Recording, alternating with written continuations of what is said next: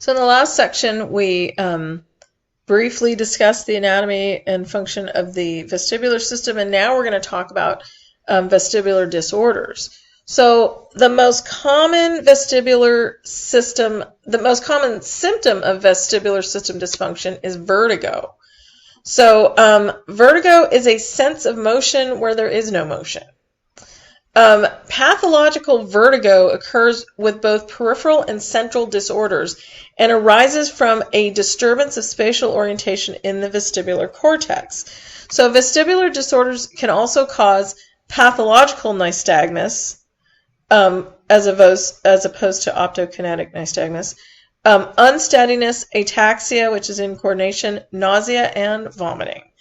So we've all had the sensation of vertigo when you're sitting in a car at a stoplight and the car next to you is moving and it feels like your car is moving. So it's the sensation of motion where there is no motion. And we're getting that from our visual input. But when you have vertigo because of vestibular system dysfunction, it's ongoing. It's not just for a second like it is when you're in the car. Peripheral vestibular disorders typically cause recurring periods of vertigo and are accompanied by moderate to severe nausea. Sometimes incredibly severe, like get a bucket kind of nausea. So nystagmus almost always accompanies peripheral vertigo. So that is one of the things that's tested for. Certain drugs can also cause peripheral vestibular damage, which can result in symptoms of vertigo and nausea. BPPV, benign paroxysmal positional vertigo, is one of the most common things that you will see. As we get older, our otoconia start to break up a little more easily and get displaced, and that's what causes BPPV, is displaced otoconia. So one of the vestibular specialists that I work with, she tells people it's rocks in your head. That's what causes it. And then she explains it to them. But the inner ear, it happens in the inner ear. There's acute onset of vertigo and nystagmus. So the BPPV, B stands for benign. It's not malignant, which is good. Paroxysmal means sudden. It has a sudden onset of symptoms. Positional, its head position is usually the provoking stimulus, like sitting up out of bed or bending down to get something. Rapid change of head position results in vertigo and nystagmus, and it usually subsides in less than 2 minutes, even if the provoking position is sustained. Okay. Activities that frequently provoke BPPV: getting in or out of bed, bending over to look under a bed, reaching up to retrieve something from a high shelf, or turning over in bed. And it's caused by the displacement of otoconia from the macula into the semicircular canal. So basically the otoconia are where they are not supposed to be. Vestibular neuritis is an inflammation of the vestibular nerve, usually caused by a virus. So itis is inflammation, ner is nerve. So the vestibular nerve is irritated by a virus. And symptoms include disequilibrium, spontaneous nystagmus, nausea, and sometimes severe vertigo for up to 3 days. Hearing is unaffected. Caloric testing, that's where they do the different temperatures of water in your inner ear, and it shows decreased or absent response on the involved side. And during the acute phase, sometimes they use medication to suppress nausea, vertigo, and vomiting. Caloric testing is usually only done in a research facility. Usually there are different types of testing you do in like an outpatient PT clinic. So I had vestibular neuritis in 2002. It was no fun at all.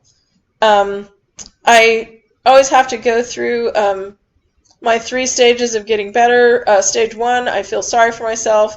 Hopefully that only lasts for a day. Stage 2, retail therapy, where I go and buy something to make myself feel better. And stage 3, get on with your life. And my way of getting on with my life with my vestibular neuritis was I switched my workouts to all floor workouts. So I did floor yoga and Pilates, or mat yoga and Pilates, for 8 weeks is how long it took it for it to go away. And my first symptom, I was in Grand Central Station in New York City, and I looked up at the ceiling and I felt very dizzy. And then I had all those lovely symptoms: disequilibrium, spontaneous nystagmus, nausea, and luckily I didn't have severe vertigo. I had less severe vertigo, we'll say. But it did take 8 weeks for it to go away, and it's a virus, so you just got to wait. Wait for it to go away and do your mat Pilates and yoga, and then you can get back to your life. I couldn't drive during that time because of the disequilibrium. Meniere's disease causes a sensation of fullness in the ear, tinnitus, which is ringing of the ear, severe acute vertigo, nausea, vomiting, and hearing loss. It's associated with abnormal fluid pressure in the inner ear, and they don't know if it causes the problem or it's an effect of the problem. They don't know the cause of it. It's idiopathic. Sometimes during acute attacks, they'll use drugs that suppress vertigo. If someone's having extreme problems with it, sometimes they surgically sever the vestibular nerve to relieve symptoms. So, of course, with the vestibular nerve severed, they're going to have vestibular hypofunction. But rehabilitation does not help Meniere's disease. A perilymph fistula. Perilymph is the fluid in the space between the bone and the membranous labyrinth in the inner ear. So the endolymph is inside the labyrinth and the perilymph is outside the labyrinth. A perilymph fistula occurs when an opening is present between the middle and inner ear, allowing the fluid to leak from the inner ear into the middle ear. Perilymph fistula can cause an abrupt onset of hearing loss with tinnitus and vertigo. It's mostly caused by trauma, like a car accident, and it requires surgery to correct. So that is another thing that rehabilitation does not fix. Traumatic injury can cause concussion of the inner ear, fractures of the bone surrounding the vestibular apparatus and the nerve, and pressure changes in the inner ear. Any of these injuries can compromise vestibular function, and they are also not responsive to rehabilitation. So the things that we can treat in rehab, we can treat BPPV, we can work on compensatory strategies for balance, and we can work on visual acuity. But some of the traumatic injuries and the virus and perilymph fistula, Meniere's, we cannot do anything about. Vestibular system has 2 roles in motor control: gaze stabilization and postural adjustments.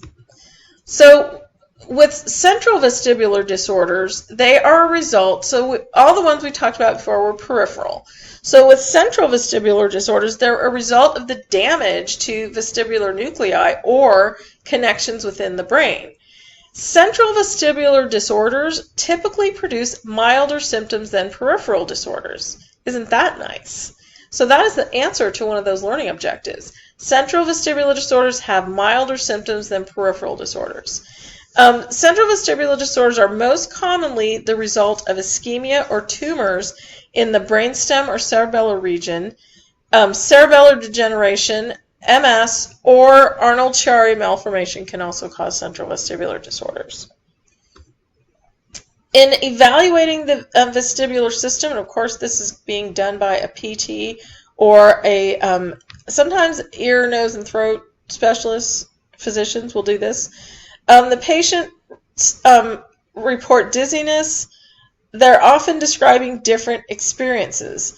So some people, they have vertigo and they call it dizziness. They have fainting, they call it dizziness. They have disequilibrium, they call it dizziness. They have lightheadedness, they call it dizziness. So the clinicians have to figure out which of those things it is. And differential diagnosis is important because the causes and treatments are different. So vertigo is that illusion of movement. Near syncope is feeling faint.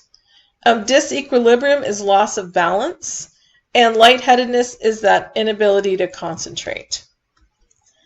Sensory testing results can be used to localize a vestibular lesion. Hearing, proprioception, and vibration are the three things that are tested. Because impaired proprioception can cause unsteadiness, proprioception and vibration tests are used to distinguish between lesions of the conscious proprioception pathways and vestibular lesions. So the other testing that is done is positional testing. And you're looking for nystagmus. So there are lots of different positional testings that you can do. If you go to a specialty clinic, they can test the gain of the vestibular ocular reflex. They can test it by rapid passive head turns, and that's what we do in a PT clinic, testing dynamic visual acuity. Usually you only see the rotating chair caloric testing and electron nystagmography in a research facility. So normally we're doing the passive rapid head turns and dynamic visual acuity in PT. And the other ones, if they go to a research facility at a university or a vestibular specialty research facility, that's where they'll get those other things. We have, when you do the passive rapid head turns, you're looking for nystagmus a lot of times, and you can distinguish the location of the lesion by the type of nystagmus. And sometimes it's hard to see in people's eyes what's actually going on. So there are some infrared goggles. You put the goggles on the person, and then you see on the screen, you see a close-up of their eye when you're doing the motions. And you can see the nystagmus. So I included a video of the infrared goggles, an examination in the infrared goggles in the module. It's pretty neat. We have those in our clinic, and we use them, and it's so much easier to see the nystagmus and to distinguish which type it is with the infrared goggles. So rehabilitation does not directly affect central dysfunctions of the vestibular system, and it's ineffective for active Meniere's disease. It is effective for BPPV, unilateral vestibular loss or dysfunction, unilateral peripheral vestibular loss or dysfunction, bilateral vestibular loss, and central vestibular disorders that benefit from movement training. So if the central vestibular disorder doesn't benefit from movement training, they're not going to get much out of rehabilitation. The exercises that we have people do in rehabilitation are designed to promote movement retraining, habituation, or substitution to improve function. So movement retraining, you practice and modify movements. Habituation, you expose the person to positions or movements that produce symptoms, like the Dix-Hallpike maneuver is one of them. And then you relax until the symptoms abate. So a lot of times that's the home exercise program that we give people, is those habituation exercises. And then substitution is using alternative sensory input or motor responses, or predictive or anticipatory strategies. So that is actually a compensatory strategy rather than a rehabilitative strategy.